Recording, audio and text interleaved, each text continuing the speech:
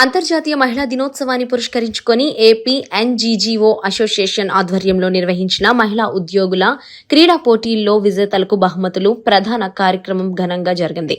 ఈ సందర్భంగా జిల్లా joint collector Apoorva Bharat, GGH superintendent doctor Lavanya Kumari విజేతలకు బహుమతులు అందజేశారు. ఈ సందర్భంగా వారు మాట్లాడుతూ మహిళలు ఉద్యోగ బాధ్యతలతో పాటు కుటుంబ బాధ్యతలను సమర్థవంతంగా నిర్వహిస్తూ అన్ని రంగాల్లో ప్రతిభ కనబరుస్తున్నారు అని ప్రశంసించారు. ఉద్యోగ జీవితంలో ఎదురయ్యే ఒత్తిడిని తగ్గించుకునేందుకు క్రీడలు, సాంస్కృతిక కార్యక్రమాలు ఉపయుక్తంగా ఉంటాయి అని తెలిపారు. మహిళలు ఆరోగ్యంగా, ఉత్సాహంగా ఉండటం ద్వారా కార్యక్రమంలో మరింత సమర్థంగా విధులు నిర్వహించగలరు అని పేర్కొన్నారు.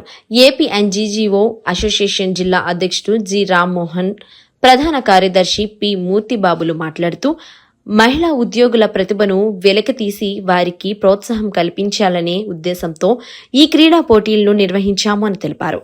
జిల్లా కలెక్టర్ సహకారంతో ఈ కార్యక్రమం విజయవంతంగా నిర్వహించగలిగామని వారు పేర్కొన్నారు. అసోసియేషన్ జిల్లా ట్రెజరర్ వై పద్మజ మీనాక్షి మాట్లాడుతూ మహిళా ఉద్యోగుల కోసం ప్రత్యేకంగా నిర్వహించిన ఈ క్రీడా పోటీలకు అన్ని శాఖల మహిళలు ఉత్సాహంగా పాల్గొనడం ఆనందదాయకమని తెలిపారు. ఈ కార్యక్రమంలో ఏపీ ఎన్జీజీఓ అసోసియేషన్ నాయకులు, సభ్యులు తదితరులు పాల్గొన్నారు. Today is International Women's Day.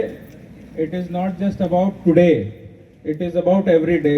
We should not talk like this that today is International Women's Day. Okay, I'll give you some bouquets, I'll let you speak on the stage. In Collectorate there are 34 women employees working, and I'm telling you, without them Collectorate doesn't work, and if Collectorate doesn't work, district doesn't work. Collectorate, I'm very happy to come here.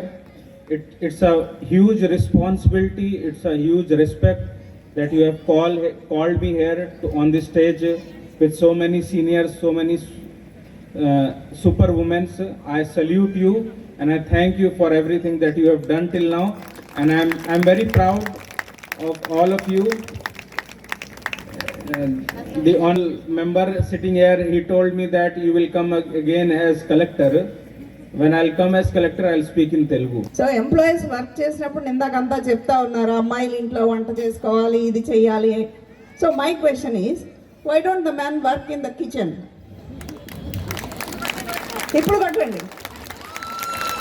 So ఎంతసేపు అమ్మాయిలు 2 పనులు చేయాలి, అమ్మాయిలు 2 పనులు చేసి వస్తున్నారు అంటున్నారు, కానీ మేము కూడా పాలు పంచుకుంటాం కిచెన్లో అని ఒక్కళ్ళ నోట్లోంచి కూడా రాలేదు ఇక్కడ. మీరు తెల్లారు కదా. I'm strongly condemning that. మీరు నిజంగా బర్డెన్ తీసుకోవాలి, నిజంగా వాళ్ళని సుఖంగా ఉంచాలి అంటే ఇంటి పనుల్లో సాయపడండి.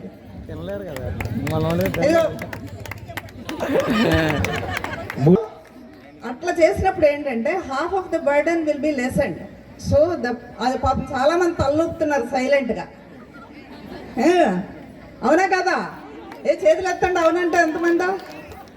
సో ఇంతమంది కోరుకుంటున్నారు కాబట్టి సో ఎన్జీజీఓస్ ఈసారి ఏం చేస్తారంటే మహిళా దినోత్సవానికి మహిళలనే కాకుండా పురుషులను కూడా వాళ్ళ మిగతా హాఫ్లను కూడా పిలిచి ఈ పని చెప్తే సో దట్ నెక్స్ట్ టైంకి ఏంటి అంటే క్రికెట్ మ్యాచ్ చూసేవాళ్ళు కూడా చైర్స్లో ఉంటారు. అసోసియేషన్కి వెచ్చించడానికి కానీ నా భార్య పూర్తి సహకారం ఉండటం వల్లే నేను మీ అందరికీ ఉన్నానని, మీ అందరితో కలిసి ఉంటున్నానని చెప్పేసి ఒకరోజు కూడా వాళ్ళకి ఉపయోగపడే పని మనం చేయలేకపోవచ్చు, కానీ మీ అందరికీ ఉపయోగపడిన పనులు నేను చేస్తూ ఉంటాను. ఎంతోమంది సస్పెండ్ అయిన వారిని, చిన్న చిన్న తప్పులు వాళ్ళు సస్పెండ్ అయిన వారిని మరి కలెక్టర్ గారితో మాట్లాడి ఎంతోమందికి మనం మళ్ళీ సస్పెండ్ నుంచి మళ్ళీ సర్వీసెస్లోకి తీసుకునే విధంగా చేసాం. అదేవిధంగా ఈ గౌరవ కలెక్టర్ గారు సన్మోహన్ గారు వచ్చిన తర్వాత కరోనాలో చనిపోయిన ఉద్యోగుల యొక్క కుటుంబ సభ్యులకి కాంపన్సేట్ గ్రౌండ్లో చాలామందికి ఉద్యోగాలు ఇవ్వడం జరిగింది. అదేవిధంగా ఒక ఉద్యోగి అనారోగ్యంగా ఉన్నప్పుడు కూడా వారికి రకరకాల సమస్యలు వచ్చినప్పుడు కూడా మెడికల్ ఇన్వాలిడేషన్లో మేడం గారు మరి సూపరింటెండెంట్ గారు మెడికల్ ఇన్వాలిడేషన్ ఇచ్చిన తర్వాత మరి ఎంతోమందికి కలెక్టర్ గారు వారి కుటుంబ సభ్యులకు ఉద్యోగాలు ఇవ్వడం జరిగింది.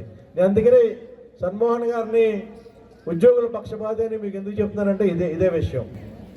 వేదిక మీద ఉన్న నా తోటి కార్యవర్గ సభ్యులకి, ఇక్కడ విచ్చేసిన ప్రతి ఒక్కరికి కూడా పేరు పేరున నమస్కారాలు తెలియజేసుకుంటూ,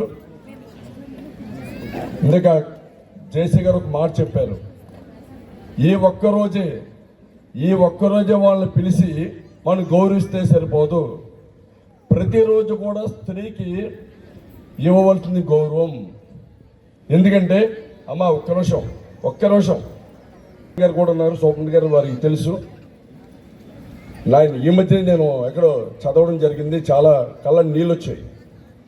ఏంటంటే ఒక మనిషి ఒక బాధను తట్టుకోవడానికి ఒక పారామీటర్ ఉంటే అది 45 పాయింట్లు అనుకుందాం.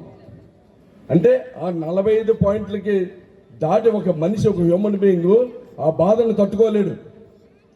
కానీ ఒక తల్లి ప్రసవంలో 57 పాయింట్లు బాధని తట్టుకుని తనకి తెలిసి ఏ క్షణమైనా తను మరణించవచ్చు, ఏ క్షణమైనా సరే నేను ఈ భూమి మీద నుంచి ఈ బిడ్డకి జన్మించి చనిపోవచ్చు తెలిసి కూడా ఎంతో ఉదాత్తంగా ఒక స్వీట్ పెయిన్ లాగా తీసుకుంటే ఒక బిడ్డకి జన్మనిస్తుంది స్త్రీ.